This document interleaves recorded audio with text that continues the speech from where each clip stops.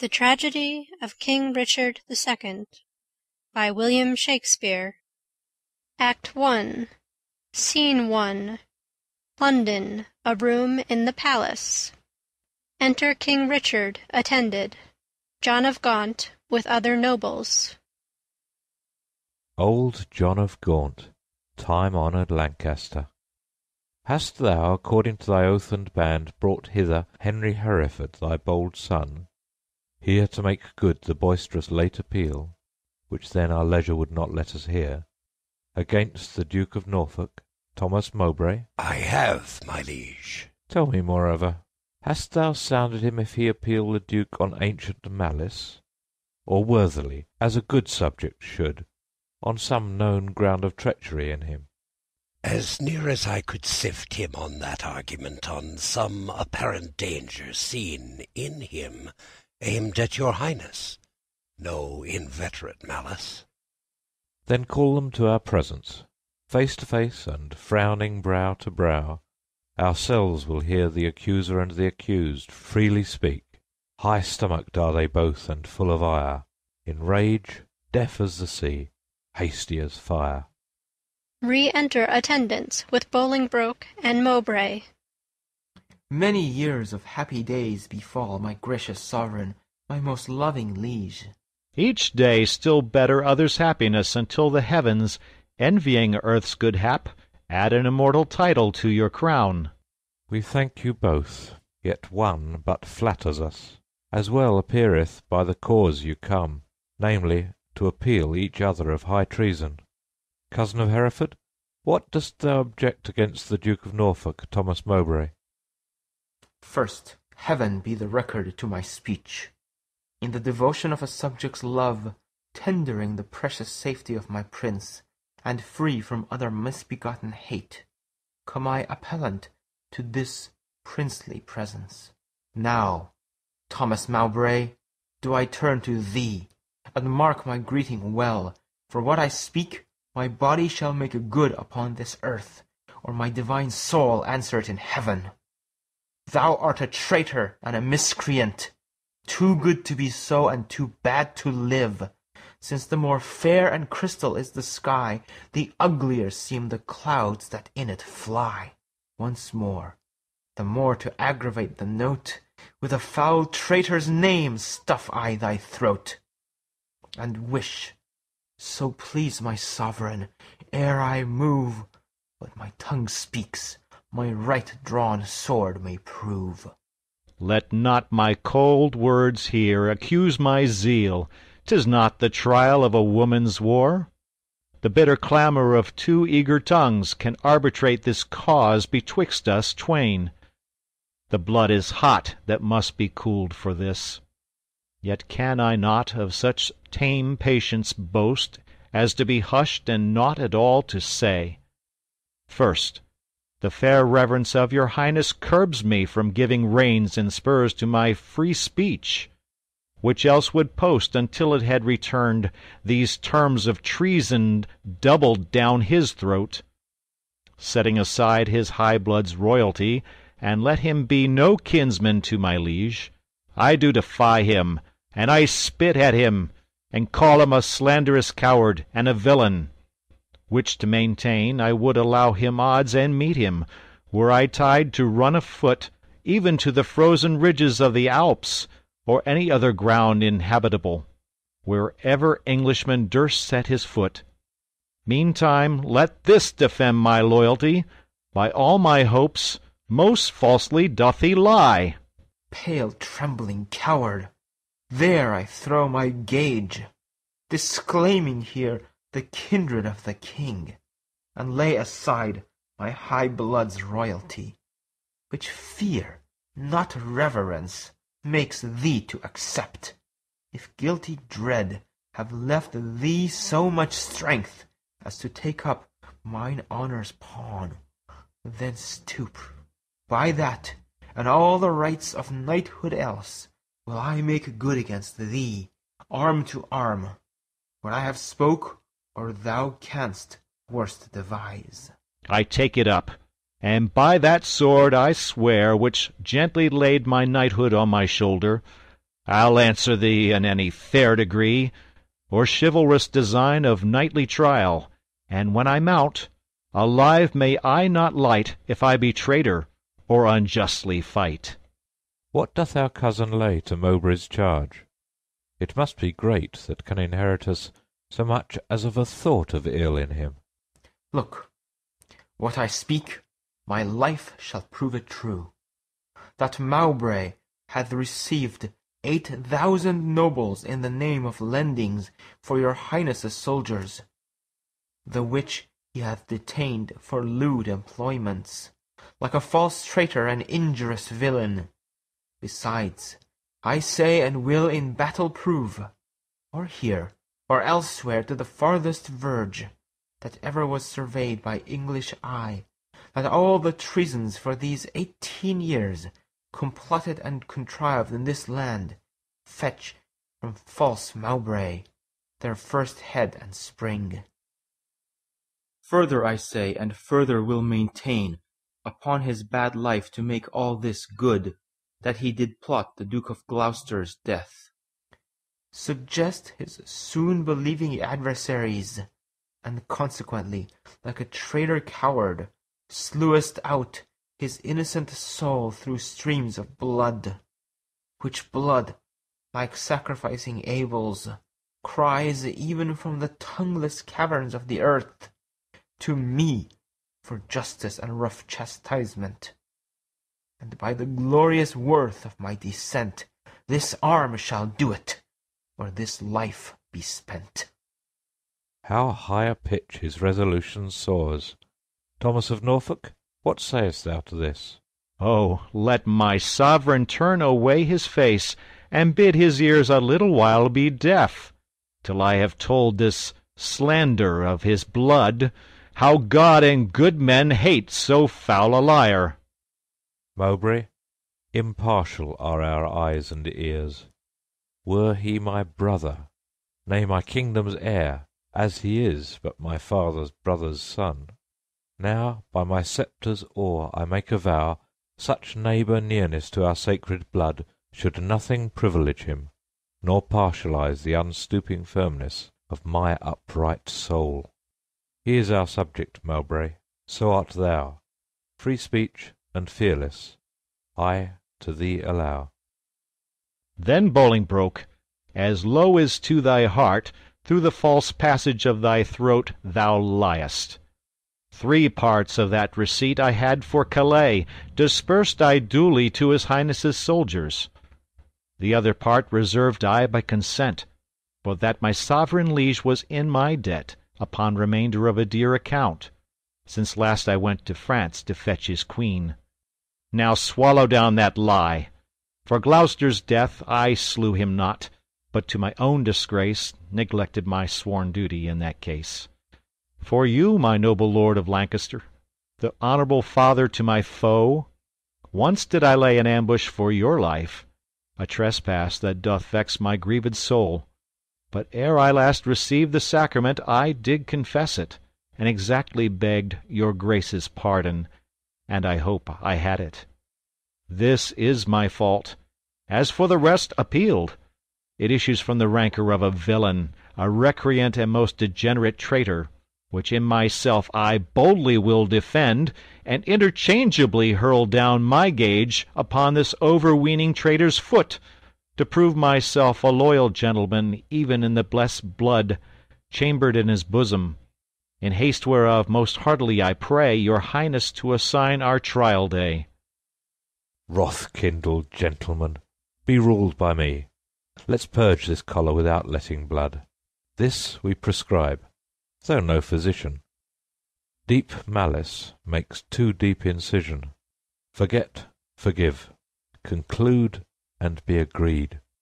Our doctors say this is no month to bleed. Good uncle, let this end where it begun. We'll calm the Duke of Norfolk, you your son. To be a makepeace shall become my age. Throw down, my son, the Duke of Norfolk's gage. And Norfolk throw down his. When, Harry, when? Obedience bids I should not bid again. Norfolk, throw down, we bid. There is no boot. Myself I throw, dread sovereign, at thy foot. My life thou shalt command, but not my shame, the one my duty owes, but my fair name, despite of death that lives upon my grave, to dark dishonour's use thou shalt not have. I am disgraced, impeached, and baffled here, pierced to the soul with slander's venom spear, the which no balm can cure but his heart-blood which breathed this poison. Rage must be withstood. Give me his gage. Lions make leopards tame. Yea, but not change his spots. Take but my shame, and I resign my gage. My dear, dear lord, the purest treasure mortal times afford in spotless reputation, that away men are but gilded loam or painted clay.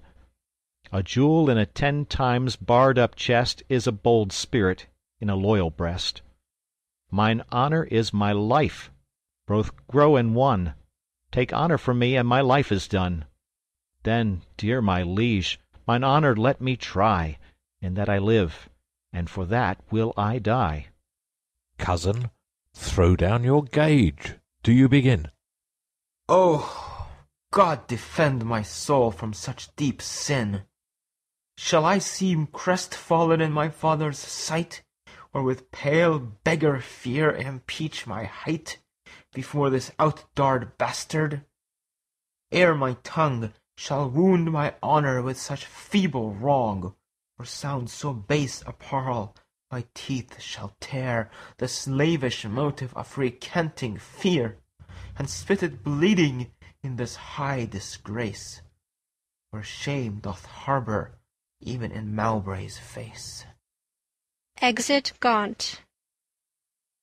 We were not born to sue, but to command, which, since we cannot do to make you friends, be ready, as your lives shall answer it, at Coventry upon St. Lambert's day. There shall your swords and lances arbitrate the swelling difference of your settled hate. Since we cannot atone you, we shall see justice design the victor's chivalry. Lord Marshal, command our officers at arms be ready to direct these home alarms. Exeunt. End of Act 1, Scene 1. Act 1, Scene 2. The same. A room in the Duke of Lancaster's palace. Enter Gaunt and Duchess of Gloucester. Alas, the part I had in Woodstock's blood doth more solicit me than your exclaims to stir against the butchers of his life. But since correction lieth in those hands which made the fault, that we cannot correct, put we our quarrel to the will of heaven, who, when they see the hours ripe on earth, will rain hot vengeance on offenders' heads. Finds brotherhood in thee no sharper spur? Hath love in thy old blood no living fire? Edward's 7 sons, whereof thyself art one, were 7 vials of his sacred blood, or 7 fair branches springing from one root. Some of those 7 are dried by nature's course, some of those branches by the destinies cut. But, Thomas, my dear lord, my life, my Gloucester, 1 vial of Edward's sacred blood, 1 flourishing branch of his most royal root, is cracked, and all the precious liquor spilt, is hacked down, and his summer leaves all vaded by envy's hand and murder's bloody axe. Ah, Gaunt, his blood was thine. That bed, that womb, that metal, that self-mould that fashioned thee made him a man. And though thou liv'st and breath'st, yet art thou slain in him. Thou dost consent in some large measure to thy father's death, in that thou seest thy wretched brother die, who was the model of thy father's life. Call it not patience, Gaunt, it is despair. In suffering thus thy brother to be slaughtered, thou showest the naked pathway to thy life, teaching stern murder how to butcher thee. That which in mean men we entitle patience is pale cold cowardice in noble breasts. What shall I say? To safeguard thine own life, the best way is to venge my Gloucester's death. God's is the quarrel, for God's substitute, his deputy anointed in his sight, has caused his death, the which, if wrongfully, let heaven revenge. For I may never lift an angry arm against his minister. Where then, alas, may I complain myself? To God, the widow's champion and defence. Why then, I will. Farewell, old Gaunt.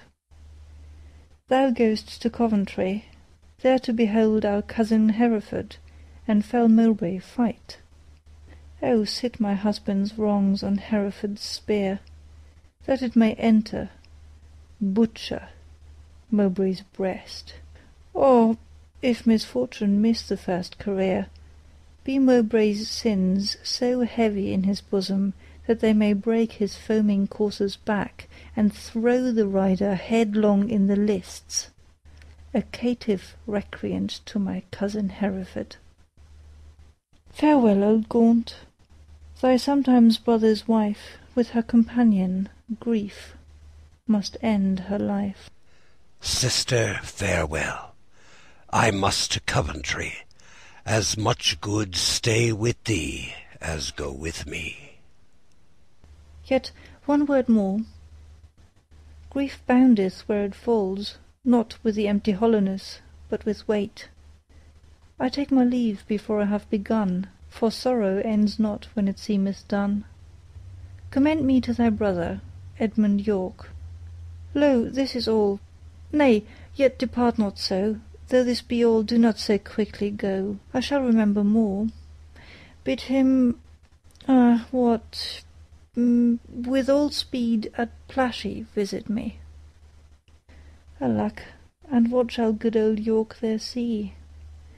But empty lodgings, and unfurnished walls, unpeopled offices, untrodden stones, and what here there for welcome but my groans? Therefore commend me, let him not come there, to seek out sorrow that dwells everywhere. Desolate, desolate will I hence and die.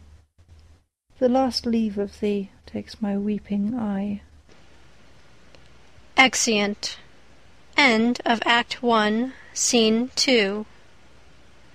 Act 1, Scene 3. Open space, near Coventry. Lists set out and a throne. Heralds, etc., attending. Enter the Lord Marshal and O'Merle. My Lord O'Merle, is Harry Hereford armed? Yea, at all points, and longs to enter in. The Duke of Norfolk, spritefully and bold, stays but the summons of the appellant's trumpet. Why then, the champions are prepared, and stay for nothing but his Majesty's approach. Enter King Richard, who takes his seat on his throne. Gaunt, Bushy, Bagot, Green, and others who take their places. A trumpet is sounded, and answered by another trumpet within. Then enter Mowbray in armour, defendant, preceded by a herald. Marshal, demand of yonder champion the cause of his arrival here in arms. Ask him his name, and orderly proceed to swear him in the justice of his cause. In God's name and the King's, say who thou art, and why thou comest thus knightly clad in arms, against what man thou comest, and what thy quarrel. Speak truly on thy knighthood and thy oath, as so defend thee heaven and thy valour. My name is Thomas Mowbray, Duke of Norfolk, who hither come engaged by my oath, which God defend a knight should violate, both to defend my loyalty and truth to God, my king, and my succeeding issue, against the Duke of Hereford that appeals me. And by the grace of God and this mine arm, to prove him in defending of myself, a traitor to my God, my king, and me. And as I truly fight, defend me heaven. He takes his seat. Trumpet sounds. Enter Bolingbroke, appellant, in armour, preceded by a herald. Marshal, ask yonder knight in arms both who he is, and why he cometh hither thus plated in habiliments of war, and formally, according to our law, depose him in the justice of his cause. What is thy name, and wherefore comest thou hither before King Richard in his royal lists? Against whom comest thou, and what's thy quarrel? Speak like a true knight, so defend thee heaven. Harry of Hereford, Lancaster, and Derby, am I, who here ready do stand in arms, to prove by God's grace and my body's valour in lists on Thomas Mowbray, Duke of Norfolk, that he's a traitor foul and dangerous, to God of heaven, King Richard, and to me. And as I truly fight, defend me heaven. On pain of death, no person be so bold or daring hardy as to touch the lists, except the marshal and such officers appointed to direct these fair designs. Lord Marshal, let me kiss my sovereign's hand, and bow my knee before his majesty. For Mowbray and myself are like two men that vow a long and weary pilgrimage. Then let us take a ceremonious leave and loving farewell of our several friends. The appellant in all duty greets your highness, and craves to kiss your hand and take his leave. King Richard descends from his throne. We will descend and fold him in our arms. Cousin of Hereford, as thy cause is right, so be thy fortune in this royal fight. Farewell, my blood, which if to-day thou shed, lament we may, but not revenge thee dead. Oh, let no noble eye profane a tear for me, if I be gored with Mowbray's spear. As confident as is the falcon's flight against a bird, do I with Mowbray fight. My loving lord, I take my leave of you, my noble cousin, Lord Earl, not sick, although I have to do with death, but lusty, young, and cheerly drawing breath. Lo, as at English feasts, so I regreet the daintiest last, to make the end most sweet.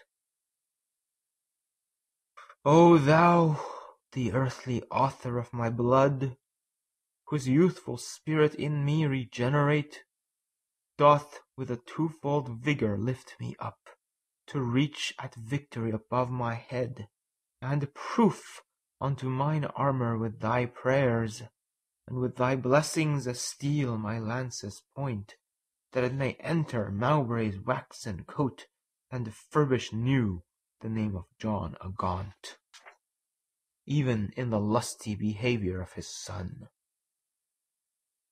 God in thy good cause make thee prosperous. Be swift like lightning in the execution, and let thy blows, doubly redoubled, fall like amazing thunder on the casque of thy adverse pernicious enemy. Rouse up thy youthful blood, be valiant, and live. Mine innocency and Saint George to thrive. He takes his seat. Mowbray, rising.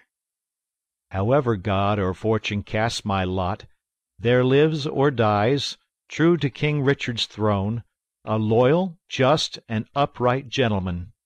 Never did captive with a freer heart cast off his chains of bondage and embrace his golden uncontrolled enfranchisement. More than my dancing soul doth celebrate this feast of battle with mine adversary. Most mighty liege, and my companion peers, take from my mouth the wish of happy years, As gentle and as jocund as to jest go I to fight. Truth hath a quiet breast. Farewell, my lord. Securely I espy virtue with valour couched in thine eye. Order the trial, marshal, and begin. The king and the lords return to their seats. Harry of Hereford, Lancaster, and Derby, receive thy lance, and God defend the right. Strong as a tower in hope, I cry Amen. Go, bear this lance to Thomas, Duke of Norfolk. Harry of Hereford, Lancaster, and Derby stands here for God, his sovereign, and himself, on pain to be found false and recreant, to prove the Duke of Norfolk, Thomas Mowbray, a traitor to his God, his king, and him, and dares him to step forward to the fight. Here standeth Thomas Mowbray, Duke of Norfolk, on pain to be found false and recreant, both to defend himself and to approve Henry of Hereford, Lancaster, and Derby, to God his sovereign and to him disloyal, courageously, and with a free desire, attending but the signal to begin. Sound trumpets, and set forward, combatants. A charge sounded. Stay, the king hath thrown his warder down. Let them lay by their helmets and their spears, and both return back to their chairs again. Withdraw with us, and let the trumpets sound, while we return these dukes what we decree. A long flourish. To the combatants. Draw near, and list what with our counsel we have done.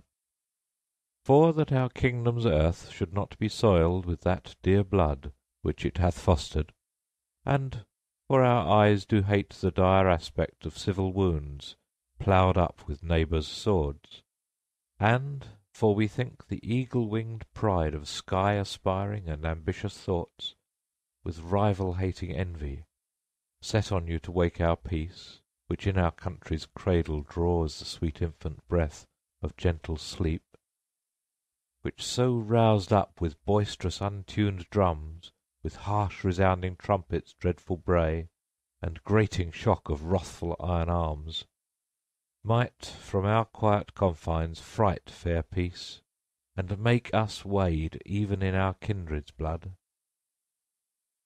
Therefore we banish you our territories, you, cousin Hereford, upon pain of life, till twice 5 summers have enriched our fields, shall not re-greet our fair dominions, but tread the stranger paths of banishment.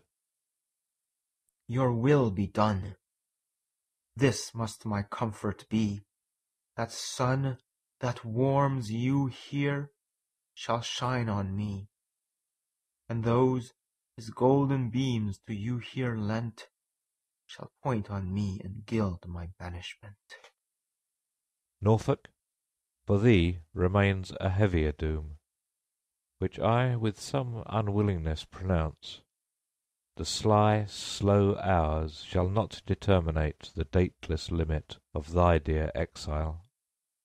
The hopeless word of never to return breathe I against thee, upon pain of life.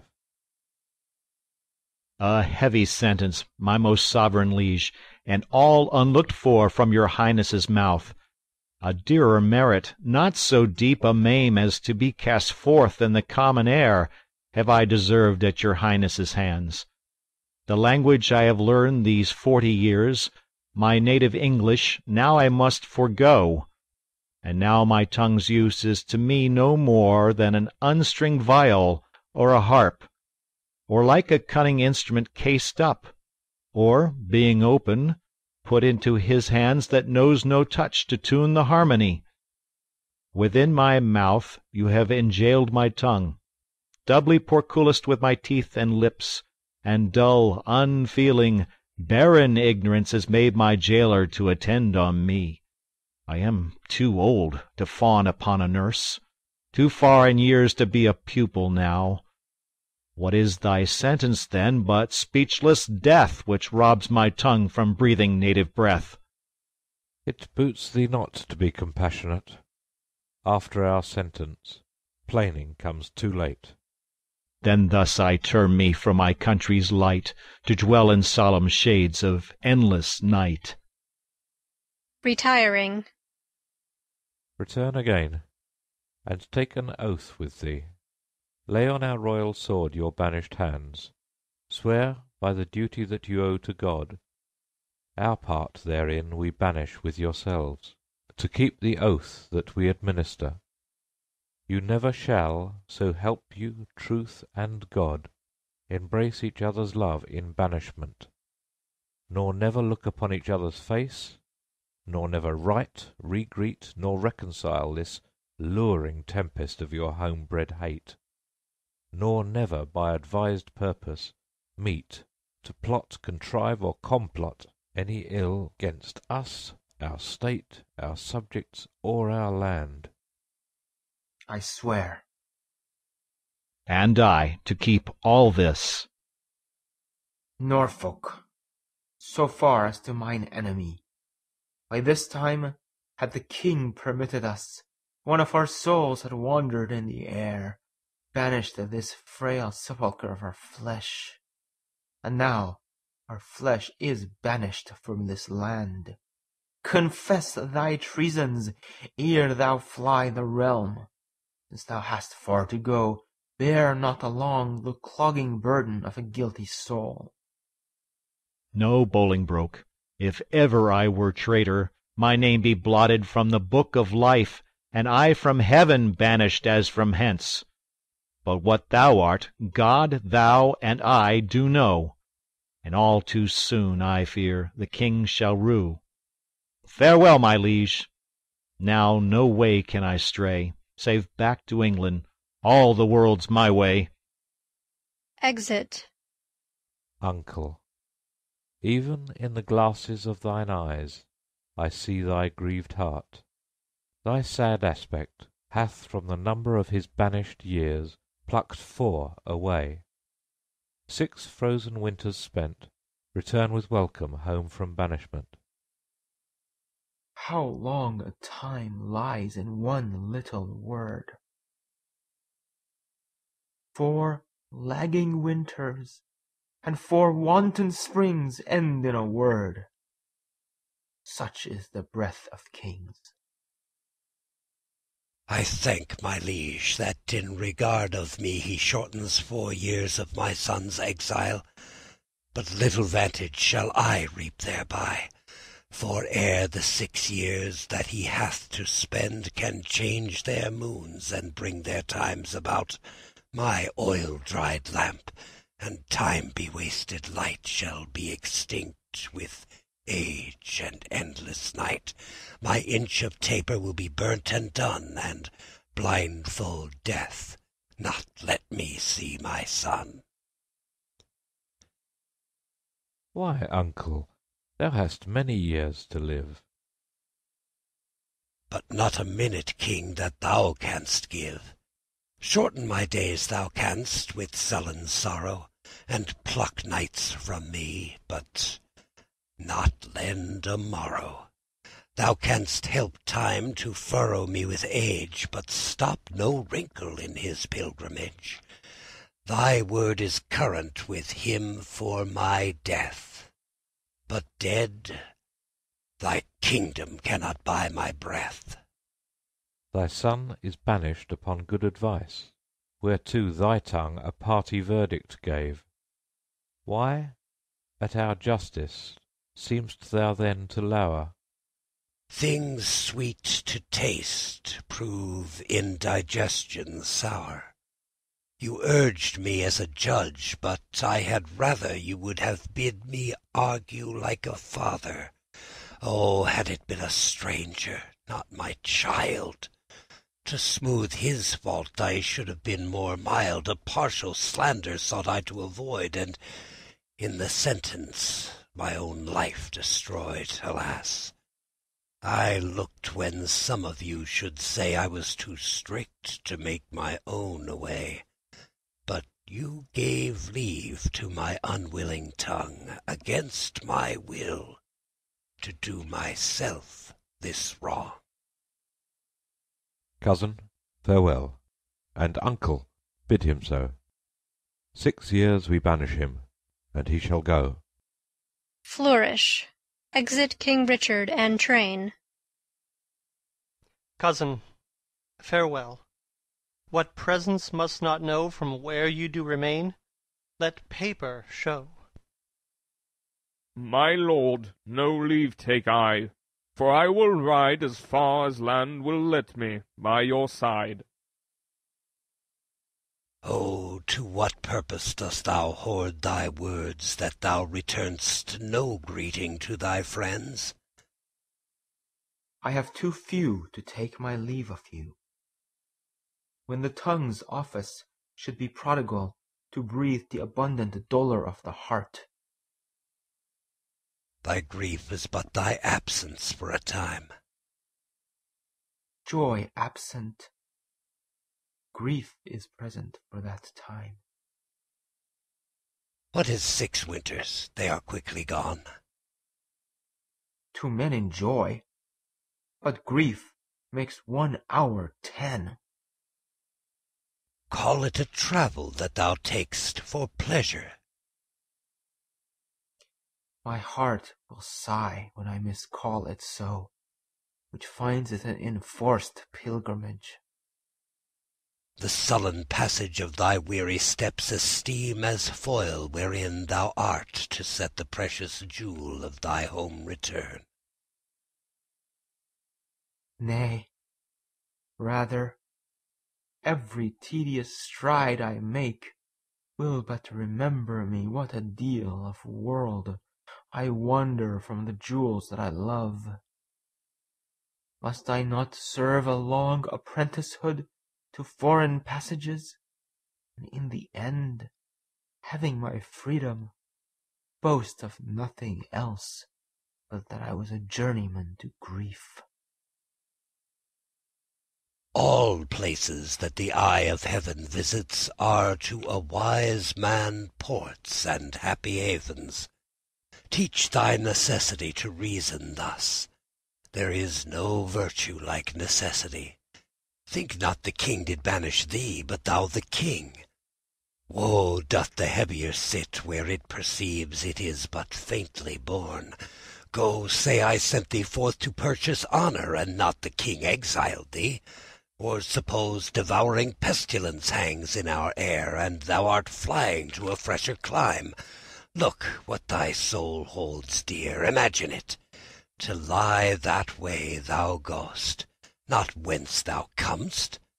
Suppose the singing birds musicians, the grass whereon thou tread'st the presents strewed, the flowers of fair ladies, and thy steps no more than a delightful measure or a dance.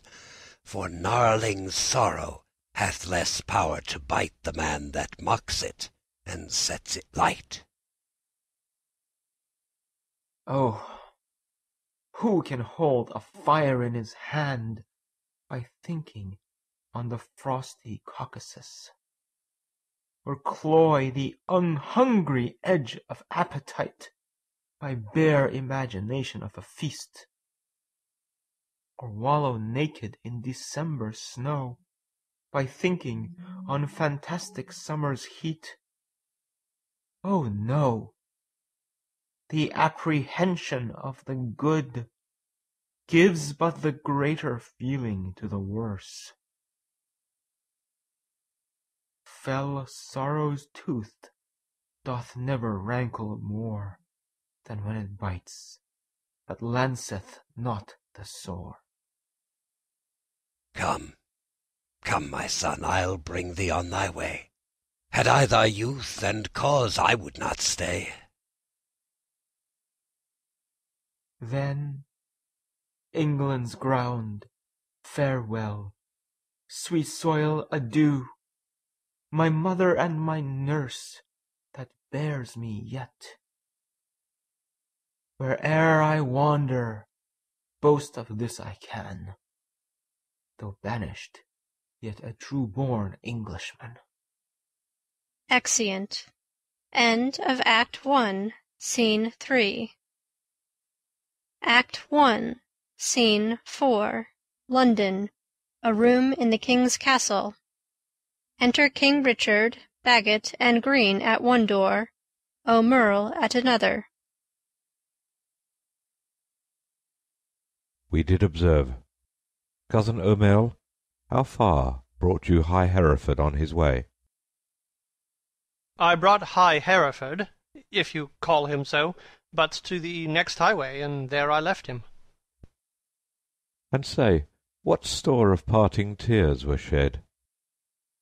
Faith, none for me, except the north-east wind, which then blew bitterly against our faces, awaked the sleeping room, and so by chance did grace our hollow parting with a tear. What said our cousin when you parted with him? Farewell. And for my heart disdained that my tongue should so profane the word, that taught me craft to counterfeit oppression of such grief, that words seemed buried in my sorrow's grave. Marry, would the word farewell have lengthened hours and added years to his short banishment, he should have had a volume of farewells, but since it would not, he had none of me. He is our cousin, but 'tis doubt, when time shall call him home from banishment, whether our kinsman come to see his friends.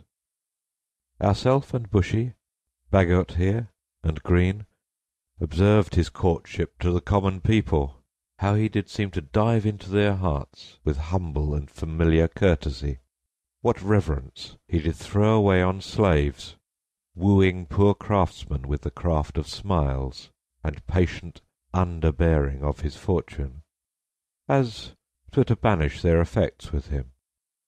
Off goes his bonnet to an oyster wench, a brace of draymen bid God speed him well, and had the tribute of his supple knee, with thanks my countrymen, my loving friends, as were our England in reversion his, and he our subjects' next degree in hope. Well, he is gone, and with him go these thoughts. Now for the rebels which stand out in Ireland. Expedient vantage must be made, my liege, ere further leisure yield them further means for their advantage, and your highness' loss. We will ourself in person to this war, and for our coffers with too great a court and liberal largesse are grown somewhat light, we are enforced to farm our royal realm, the revenue whereof shall furnish us for our affairs in hand. If that come short, our substitutes at home shall have blank charters, whereto, when they shall know what men are rich, they shall subscribe them for large sums of gold, and send them after to supply our wants, for we will make for Ireland presently. Enter Bushy. Bushy, what news? Old John of Gaunt is grievous sick, my lord, suddenly taken, and hath sent post-haste to entreat your majesty to visit him. Where lies he? At Ely House. Now put it God in his physician's mind to help him to his grave immediately. The lining of his coffers shall make coats to deck our soldiers for these Irish wars. Come, gentlemen, let's all go visit him. Pray God we may make haste, and come too late. Amen. Amen. Exeunt. End of Act 1, Scene 4. End of Act 1,